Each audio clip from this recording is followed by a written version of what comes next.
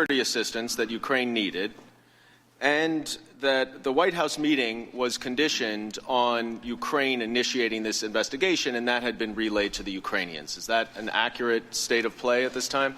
That's an accurate state of play. I, at that point, had no indication that any discussion of the security assistance being subject to conditioned on investigations had taken place. Right, but you understood that the White House meeting was. That's correct. All right, let's move ahead to this July 25th call and between the presidents. Now, am I correct that neither of you were on this call? Is that right, Mr. Kent? That's correct. And you were neither as well? So you both read it after it was released publicly at the end of September? Yes. Yes. I want to spend just a little time reading the transcript, as we've been encouraged to do. And I want to particularly note 4 excerpts of the transcript. One that relates to the security assistance we've been talking about. Another that discusses a favor that President Trump asked of President Zelensky. A third where President Trump asks the Ukrainian president to investigate his political opponent, former Vice President Biden. And then a final one where the Ukrainian president directly links the desired White House visit to the political investigations that President Trump wanted. So let's look at the first excerpt, which is near the beginning of the call when President Zelensky discusses the military aid that the U.S. provides to Ukraine. He says, "I would also like to thank you for your great support in the area of defense. We are ready to continue to cooperate for the next steps. Specifically, we are almost ready to buy more javelins from the United States for defense purposes." Now, at the time of this phone call, Ambassador Taylor and Mr. Kent, you both knew that the aid had been frozen. Is that right? That's correct. And Ambassador Taylor, you testified that President Trump obviously also knew that the aid had been frozen as well, since he was responsible for doing that. Is that correct? That's what I had been told. That's what we heard on that conference call, yes. But to neither of your knowledge, the Ukrainians were not aware of that at that point? Not to my knowledge. Not to my knowledge. But right after President Zelensky thanks President Trump for his great support in the area of defense, President Trump then says, and we'll go to the next excerpt, "I want you to do us a favor, though, because our country has been through a lot and Ukraine knows a lot about it. I would like you to find out what happened with this whole situation with Ukraine. They say CrowdStrike. I guess you have one of your wealthy people. The server, they say Ukraine has it." And then at the end of the paragraph, he says, "Whatever you can do, it's very important that you do it if that's possible." Now, Mr. Kent, you've testified a little bit about how important this White House meeting was to President Zelensky. How would you expect a new Ukrainian president to interpret a request for a favor from the President of the United States? I cannot interpret the mind of President Zelensky other than to say that it was very clear that what they were hoping to get out of this meeting was a date and a confirmation that he could come to Washington. Obviously, you can't put yourself in the mind, but if the Ukrainian president, for a country that's so dependent on the United States for all things, including military assistance, is requested to do a favor, how do you think the Ukrainians would interpret that? Well, if you go further into the call record as part of this, and we don't have it on screen, but to the best of my recollection, reading it after it was released on September 25th, President Zelensky went into having whatever your problems were, that was the old team, I've got a new team, and we will do whatever is appropriate and be transparent and honest about it. I don't remember the exact words, but he was trying to be, in his own words and response, be responsive to conduct the business of Ukrainian government in a transparent and honest manner. Now, when he talks about this CrowdStrike and the server, what do you understand this to be a reference to? To be honest, I had not heard of CrowdStrike until I read this transcript on September 25th. Because he never watches Fox, that's why. I understand it has to do with liberal media. The story that there's a server with missing emails. I also understand that one of the owners of CrowdStrike is a Russian American. I'm not aware of any Ukrainian connection to the company.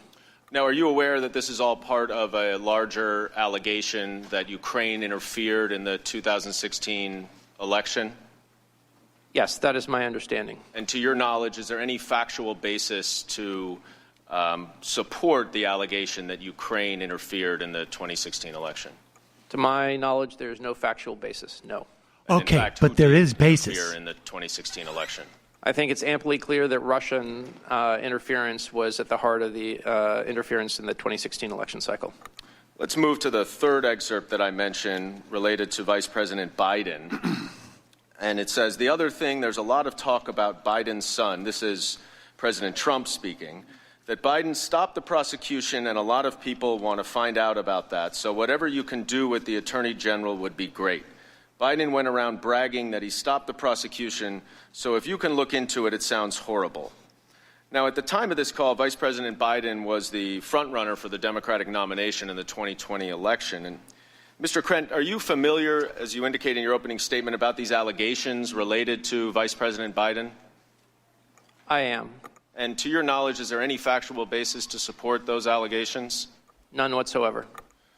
When Vice President Biden acted in Ukraine, did he act in accordance with official U.S. policy? He did. Now, let's go to then the last excerpt that I wanted to highlight, which is President Zelensky speaking, and he says, I also wanted to thank you for your invitation to visit the United States, specifically Washington, D.C. On the other hand, I also want to ensure you that we will be very serious about the case and we will work on the investigation. Coincidence. Now, Ambassador Taylor, right after President Zelensky mentions his two much hands. desired Washington What's in both visit, of he them? says, Exactly. on the other hand, Let me see both your hands. and then says that Ukraine will be very serious about the investigation. Is this the same link between the White House visit and the investigations that Ambassador Volker had texted to Andrei Yermak just a few minutes before this conversation? That's my assumption. Now, just to summarize what we've just read in this July 25th call between the presidents, the Ukrainian president thanked President Trump for security assistance that President Trump had just frozen, to which President Trump responded that he wanted President Zelensky to do him a favor, though, by investigating the 2016 U.S. election and the Bidens. Then President Zelensky says that he will pursue these investigations right after he mentions the White House visit. Is that your understanding, Ambassador Taylor, of what we just read? Yes. And Mr. Kent, is that yours? Yes. No yield one back. has even said quid pro quo. The majority time has expired. Nobody said the words. Would you quid gentlemen pro like quo. a brief recess? Well, let's take a 5-minute recess. All right, they're and going to then take a we'll resume 5-minute with minority recess. questioning. Should we reset maybe right now? Yeah, we can do that. All right. So, ladies and gentlemen, what we're going to do in just about, 30 seconds? In about 30 seconds, we're going to restart the stream. You will be able to, in fact, can we put a link in the description of the existing stream right now? Yeah, we can do that. All right, so let's put a link in the description of the existing stream so that when we move to the new one, you'll be there. They're going to take a 5-minute break. When they come back, we're going to see the Republicans now are going to have 45 minutes of questioning of Bill Taylor and Kent. Now, I mean, I would bet that it's going to focus on the idea, didn't Sondland say to you, the president said no quid pro quo? And that's where you end the conversation, because Sondland did say to Bill Taylor, the president said no quid pro quo. It's just that the sentence continues on. But he did say, we do want this for that. He didn't literally say this for that, but he did say what we want. If they want that security assistance and they want the meeting, they need to give us the investigations. There's going to be that, but then it's all going to be about Hunter Biden. It's all going to be about Hunter Biden. It may be about the 2016 thing, because the name of the game for them. Look, Donald Trump's going to be impeached in the House. There's no doubt about it. It's just it's inescapable. It's completely implausible never mind from a political standpoint, but just what we've heard, that you wouldn't impeach him. What happens in the Senate, I would bet, is that he will not be convicted.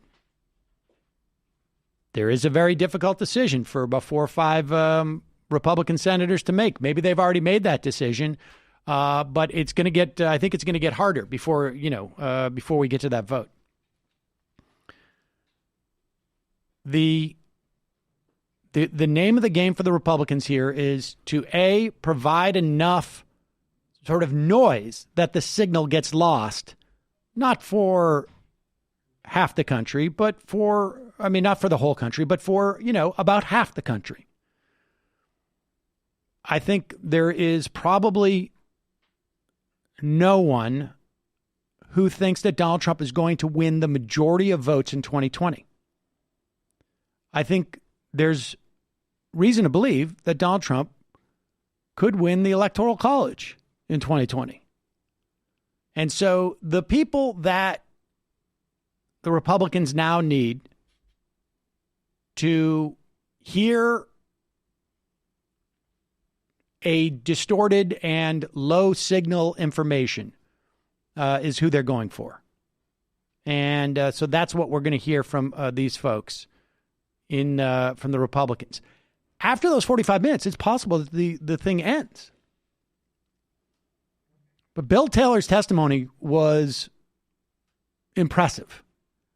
And the addendum, we've mentioned this before, the addendum. All right, well, let's take a break and let's go, and we will talk about this, and we will recap all this. So you don't even need to put a thing. Are we ready to relaunch the new one? Yeah, we'll need to kill this. Okay, we're going to kill this stream. The link is in part 2, is now in the description. You just click on there. We'll be back in literally 30 seconds. The president has